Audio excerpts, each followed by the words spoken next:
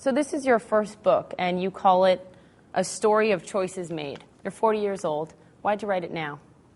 I thought it seemed to be the right time to write it. You know, the country has changed, you know, with us electing Barack Obama. So there are a lot of things that's still going on in this world that people would like to think, okay, you know, we've elected a black man president. That's the end of it. You know, so I told a story of my entire generation, but it's told through music. Mm-hmm. It's told through a form of music that people were very dismissive about. So I wanted to make the case that rap is poetry, for one, and, you know, some of the decisions we made to give those decisions context. Why these songs are the way they are. Why there's this certain gangster rap. You know, why this, you know, is taking place in America. And it just felt like the perfect time to write it. You've said President Obama had the courage to tell the press that he had your songs on his iPod. You've been a big supporter of his the entire way through. Has he followed through on the hope that he promised?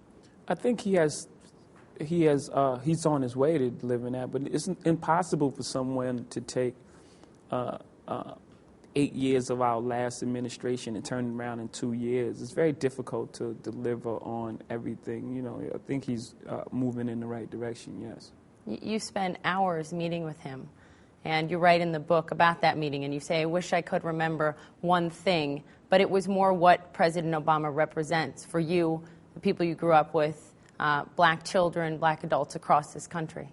Yeah, and which means all children across this country, you know, that, you know, us first, because it gives us another face, the hope of, okay, maybe I can be president of the United States. It takes for someone to do it, for you to believe that you can achieve such lofty goals. Well, doesn't that go back to you as an artist and you seeing someone as a child and saying, I can do that too?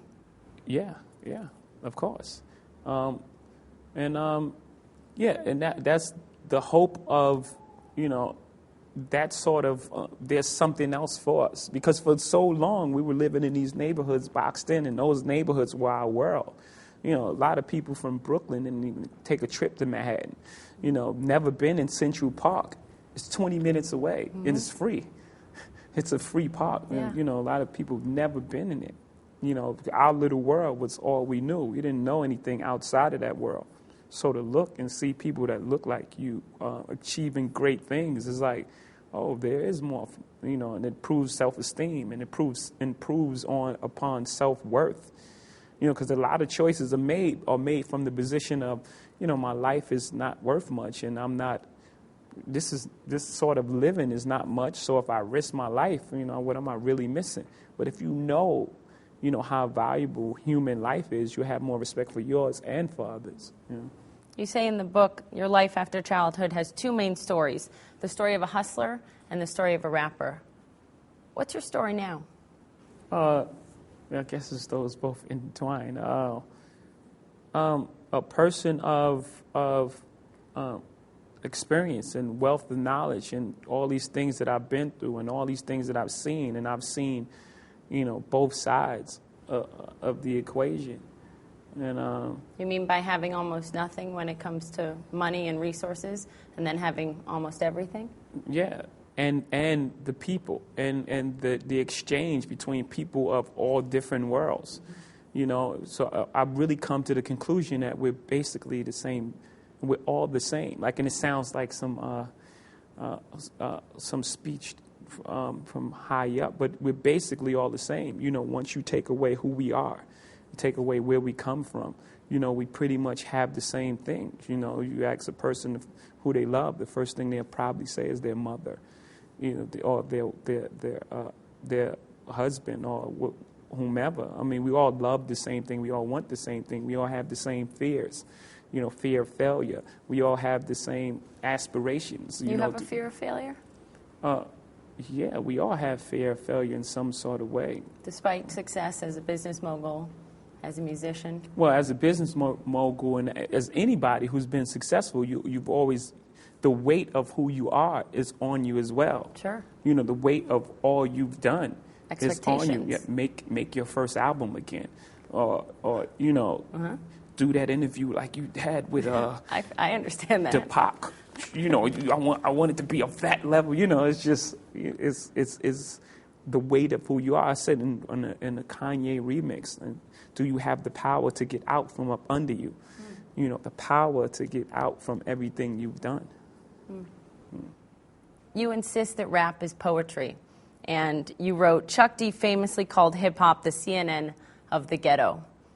Does hip-hop and rap have a responsibility to report and not just entertain? To take it one step further? Yes, of course. You can entertain. It's everything. Rap is, it's entertaining, it's informative, it's provocative, it's funny, it's silly. It's all of these things. So absolutely.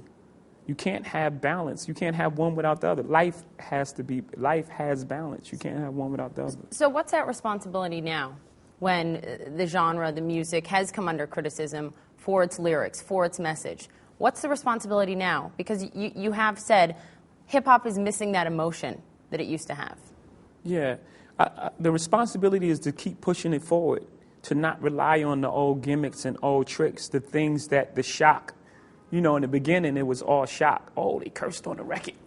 Imagine that. It was just that. It was just that. Now it has a responsibility to push it forward, to tell deeper stories with deeper meaning and to entertain, and not to rely on the same gimmicks. And if that person is doing this sort of music, you do this sort of music. Give variety, not to make it stale, to give deeper meaning into what we're saying. You embody a business mogul, if there ever was one, whether it's the NBA, 40/40, brands around the globe, your own production company and label. What's your advice to other people coming up who are trying to make it and trying to become moguls in and of their own right? What's your advice to them? My advice is just do things that are true to you. Most things that I'm involved with are extension of being creative. Rockaway is a clothing company. It's part of who you are, and hip-hop is your attitude and what you're trying to express, how you dress. I love sports growing up. I grew up in a household where sports was on 24/7. Mm-hmm. So these are things that are comfortable for me. These are things that I like. So I would just say get involved in things that you love, and also have a standard for yourself and have some sort of integrity and try to, find some sort of truth in what you're doing. What did you learn on the street? Because you talk about being 13 and selling crack.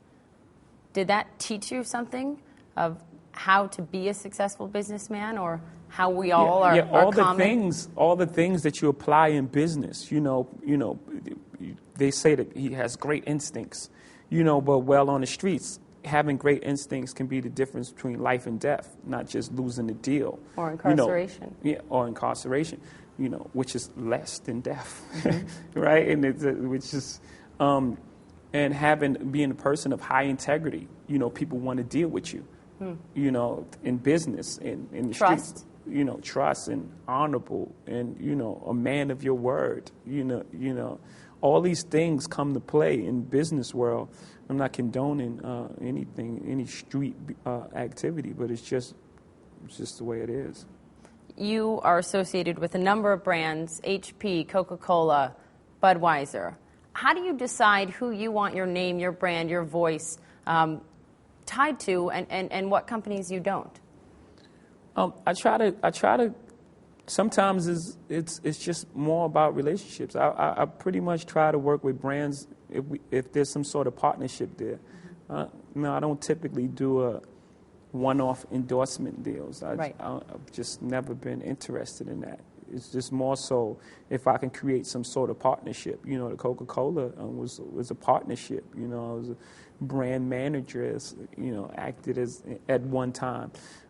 So I pretty much look for partners, as opposed to one-off endorsement deals. Well, yeah, it seems like you insist on some creative control, that you're not willing to just give the Jay-Z brand out or let people buy it from you. Yeah, for me, it's my life. It's who I am as a person. So I can't just let someone have creative control of who I am. Sure.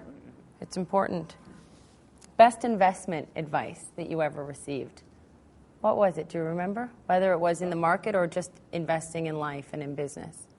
Yeah, I think just doing things that you believe in, things that you understand. I think that's the best investment. I heard Warren Buffett say that just the other day. And I just innately felt that, just invest in things that you understand. Speaking of Warren Buffett, you recently spent an afternoon with him in Omaha, Nebraska. Went to lunch, you sat down with him. Did it turn out that the two of you had more in common maybe than you thought? I think most people do. After a conversation, you realize that you have more in common than things that are dissimilar. Yeah. What did you take away from that? What did you learn from sitting with him, and what do you think he might have gleaned from meeting with you? I don't know. I have no idea on his side. On my side, he's very sharp, and again, he just affirmed to me that instincts is really important in business. I didn't go to any proper business school or read any follow any manuals like the Record Business 101 or anything like that. I just pretty much followed my instincts. And he just reaffirmed that for me, that, your instincts are very important to you. What about what you own? I read that your mother gave you a 3-ring binder, and you would write your lyrics in it as a child, and you'd hide it under your bed so that no one would steal it. Are your words still your most valuable possession? Yeah, because they caused all of this, saved my life, so. Saved your life? Absolutely. Why? Well, the things and activities that I was in, just as a broad statement, everyone says that. If I wouldn't have made it here, I wouldn't be here. But no, really, there was one of my friends who's like a dear friend of mine. We would be together every single day. And if it wasn't for rap, if I wasn't taken away from, the place I was, he went to jail for 12 years. And we were together every single day. So I can't even imagine a circumstance where I wouldn't be with him. You feel like it could have been you? No, not could have been. Absolutely would have been me. Would have been. Yeah. Meeting with Warren Buffett, he's been a huge advocate of giving away his wealth. And whether it's your scholarship fund, the money that you gave to Haiti, you give away money as well. Looking at what your legacy, what you want it to be, Andrew Carnegie said, the man who dies rich dies disgraced. Do you want to die rich, or do you want to eventually give it away, give it back? Well, I think there's a different, I think charity is very important. But as far as who we are and where we come from, there hasn't been, our generation, we haven't acquired wealth to hand down and give the opportunities to like the next generation. So my goal is that, that my next generation can have a better start than I had. I won't have to start so far, where I come from. So we have to take care of our family first, as well as giving to charities. Take care of your own.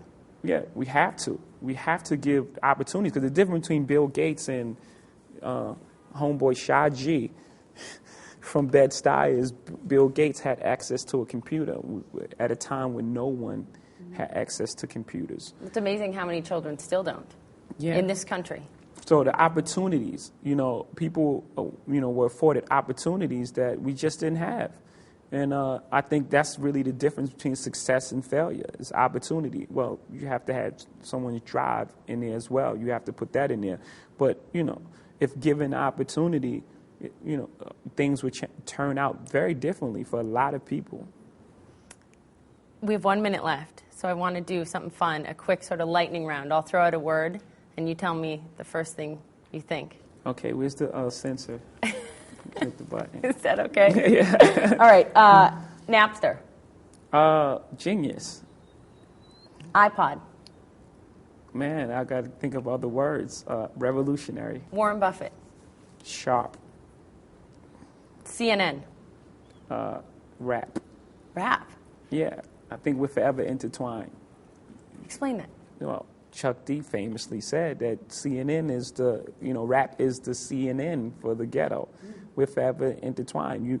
You guys report news. We report news as well. Yeah. And you guys entertain sometimes as well. Do we? Yeah. I'm glad to hear that. President Obama. Humble. The Tea Party. not needed. Jay-Z, thank you so much. Thank you.